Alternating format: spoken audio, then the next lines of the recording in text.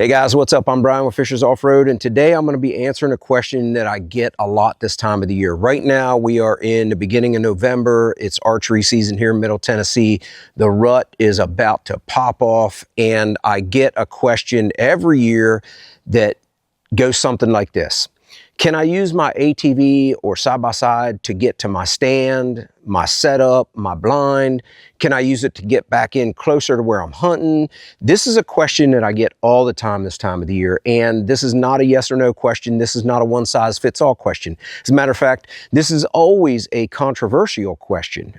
This is one of those that it sets some people off, and it's another one that some people are like, oh, you know, this is what I do. So I can't tell you yes or no. All I can tell you is how we do it, how I do it. And especially in our area here in Middle Tennessee, for us, we do use our ATV and side-by-side to get close to the stand and then walk the rest of the way in. Now, that being said, we also use our ATVs and side-by-sides every day of the year, all hours of the day. We'll do night rides, we'll do daytime stuff. We work around our property.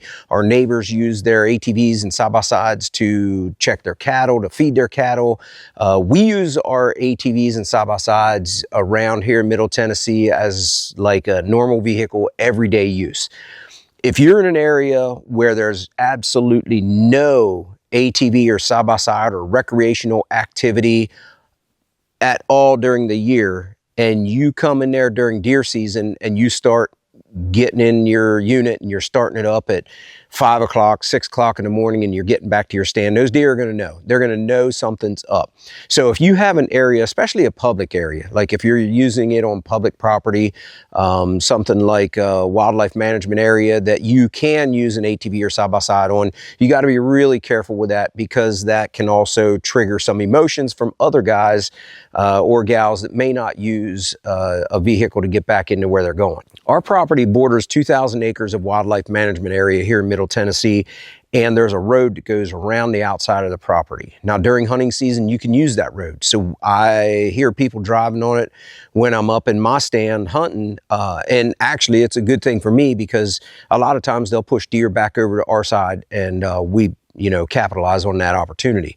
It's just one of those things, you got to be considerate of other hunters and neighbors. I've been on hunts in other states where we use side-by-sides and ATVs to get a good ways back into our stand, and then we'll kind of shut them off and we'll walk in the rest of the way.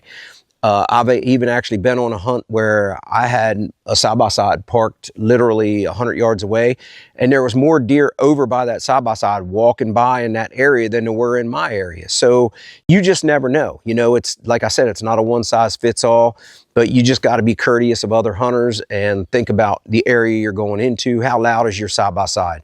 It all comes down to the noise level. Sometimes I've even heard people playing their radio in a unit while they're going back to a stand or getting back to an area. So I would not recommend that. I would keep it as chill and low profile as possible. I've been on hunts already with outfitters where we did not use any ATVs or side-by-sides. They just didn't believe in it. They didn't like it, but they would use their pickup trucks to get us back in pretty far and then drop us off. But that's also what they did every day. So you just got to remember, whatever the daily routine is, whether it's a pickup truck, an ATV, a side-by-side. And I also notice now a lot of guys are starting to use the e-bikes to get back into where they're going hunting, which is a different subject and topic and discussion all its own, because I have a video I'm getting ready to put out now on e-bikes, and you might want to check your local public hunting areas, because like we have, like I said, the Tennessee Wildlife Management Area that's literally behind our property.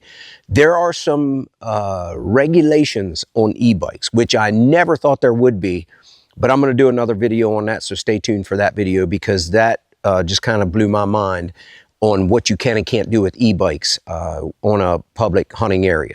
So the bottom line is just be courteous to other hunters, and the situation may or may not allow you to use an ATV or side-by-side to get back to your stand. There you go, guys. I hope that helps you out. I hope you have a great hunting season and be safe.